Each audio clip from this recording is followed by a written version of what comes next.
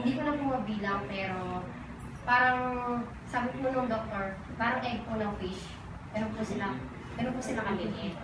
Then may sakit din po ako sa puso. Noong dati po, naging dealer po ako, pero hindi ko po siya pinapansin, hindi ko po siya iniinom. Pero after nung 3 bottles, ininom ko po siya, parang feel ko, nawawala siya. Nawala po yung mga bukol sa kilikili ko, sa breast ko, ganun po. Tapos hanggang, tinuloy ko po siya hanggang nawala lahat yung bukol sa katawan ko. And then last December po namatay yung lolo ko. Na alagati po kasi naninigas yung buong katawan ko, tapos namamanhid, tapos nangingitin yung buong balat ko. Hindi ko po namalayan na, syempre everyday po na umiiyak, medyo emotional. Hindi na po pala ako ganun, nawala na po yung pangingigas ng buong katawan ko, na nangingitin yung buong katawan ko. Pero ngayon po, pina-check ko yung dun sa breast ko, sa kilikili ko. Wala na po lahat yung bukol, okay na po lahat.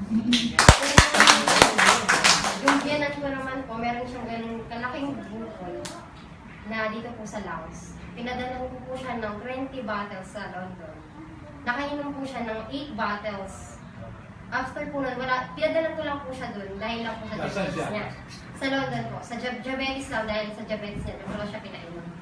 Then, 8 days po na pag-inom niya na yung 8 bottles, isang bote po, isang araw. Nagsuka po siya ng puro dugo. Ganun, malalaki po na parang nakakatakot po talaga ng buo-buo. Tapos tinigil niya po yung bomera.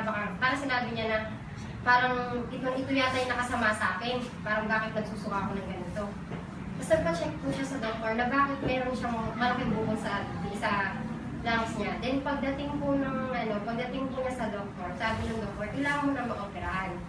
Kung wala ka nang i-take na gamot, noong December 23, kailangan mo na ma-operahan. So, pag uwi po niya ng bahay, sabi niya, itutuloy ko to. Ituloy ko na lang kaya to kasi sabi ng doktor, hindi na kailangan ininom ng gamot. Tinuloy niya po yung 8 bottles na, may 8 bottles na po sa bahay, ininom pa po niya yun. Pagdating po niya ng hospital, isasalang na po, nakamark na po yung sa dibdib niya para po operahan. Then sabi po nakamask na, natulog na po siya.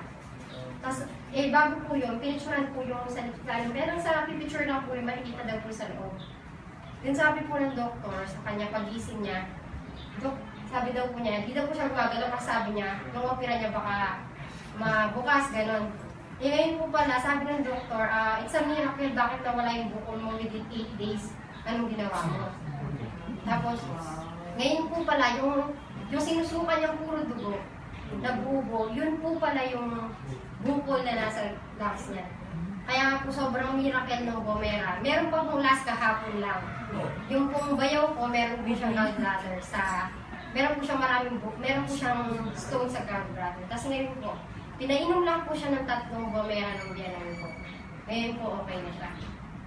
Kaya okay na po yung niya ngayon, nagpa-ultrasound po, clear na po siya ngayon.